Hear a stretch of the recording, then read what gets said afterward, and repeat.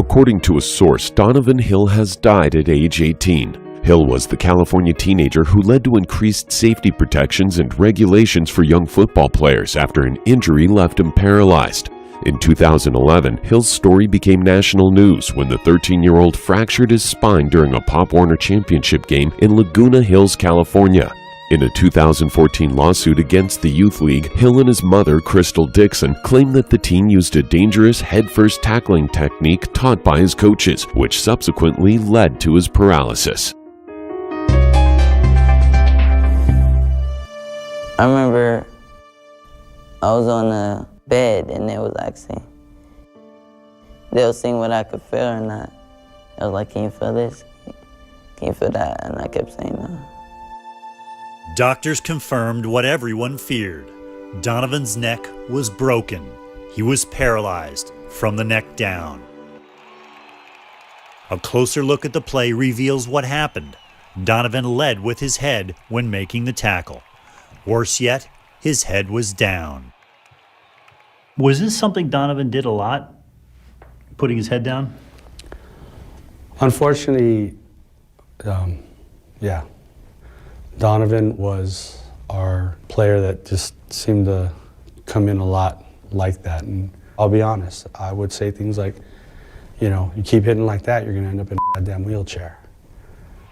Throughout the season, Donovan consistently led with his head when trying to make a tackle, a dangerous technique banned by Pop Warner and other organizations all the way up to the NFL. Where did you learn that technique? Coach it. Your coaches? Yeah, Yeah, which coach? I don't know if there's only one. Mostly my head coach, Sal. The head coach, Sal Hernandez. Yes. And what did you think of that technique? Did you have any concerns about it? Yes. I didn't like it. You didn't like it. Did you express those concerns? Yeah. I told him that this is not the right way you hit. The right way to hit, according to Pop Warner's online training course, is to keep the head up to the outside of an opponent's body before making contact. Hernandez denies teaching bad technique. I can't imagine a coach ever telling his kid, go out there and spear him. Right. Hit him with your head down. That's football 101. Keep your head up. But Pop Warner rules ban not just spearing, launching at an opponent with the top of the helmet. They also ban face tackling with the forehead, a technique that Hernandez and his coaches did promote. Donovan says he raised his concerns about head-first tackling in a one-on-one hitting drill early last season when a teammate used his head as a weapon. I told the coach that I'm going to get hurt like this. Like, I don't want to. This is not the right thing to do. And they just told me to, stop whining. And they sent me to the back. Do you recall that situation? No. At all? No. You don't recall any situation where a kid was leading with his head and Donovan complained and you said, Donovan, stop complaining? No, I don't recall a conversation like that happening. Coach Sal said he didn't remember that particular situation. Wasn't sure if he was there. Yeah, he was. He was there? Yeah. And he was yelling at Donovan? Yeah. And what was Coach Sal telling Donovan? Same thing as all the coaches, get back in line, stop being scared. Assistant coach Manny Martinez confirmed the incident.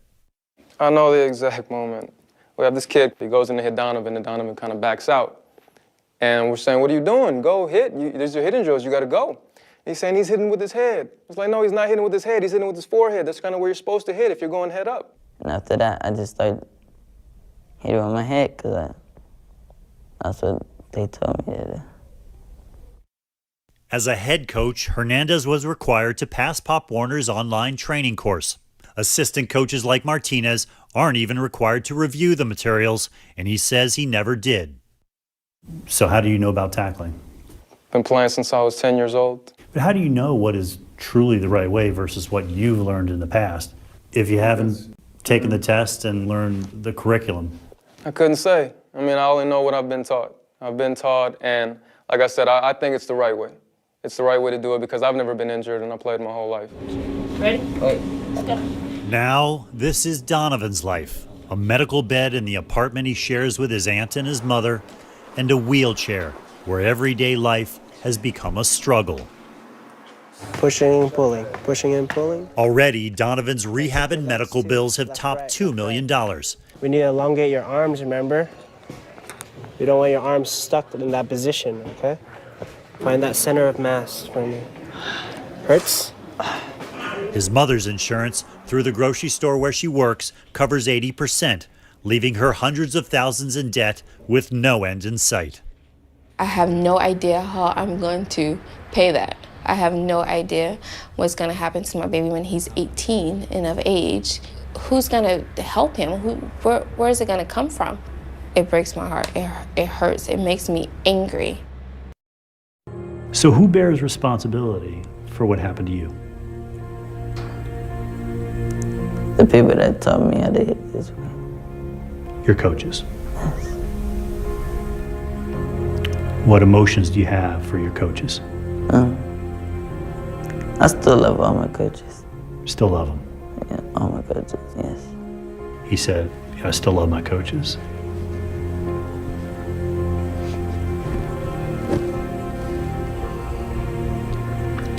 How does it make you feel?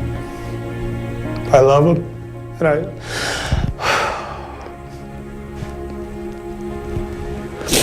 and I miss him. What would you like others to learn from your situation?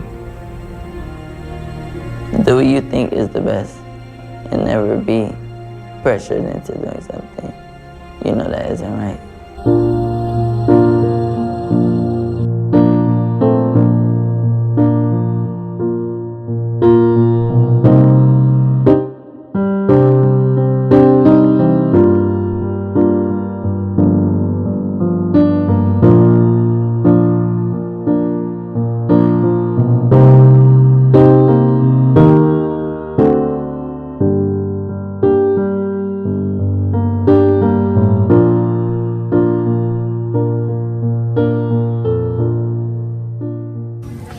In today's football climate, coaches not only have to be concerned about protecting their players from brain, neck, and spinal cord injuries, they also have to be concerned about protecting themselves from litigation that results from those types of injuries.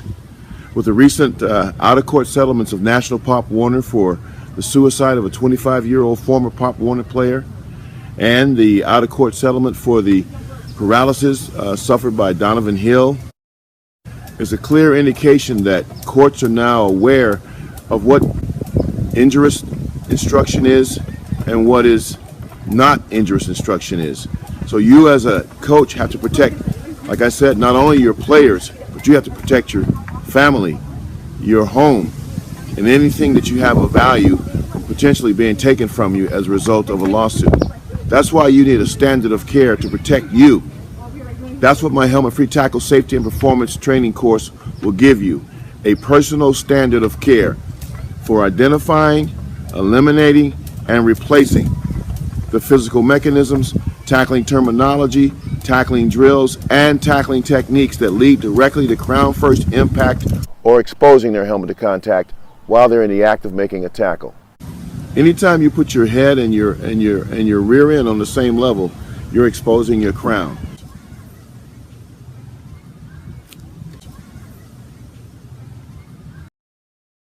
So this is what you have to be aware of as a coach to protect yourself and your players.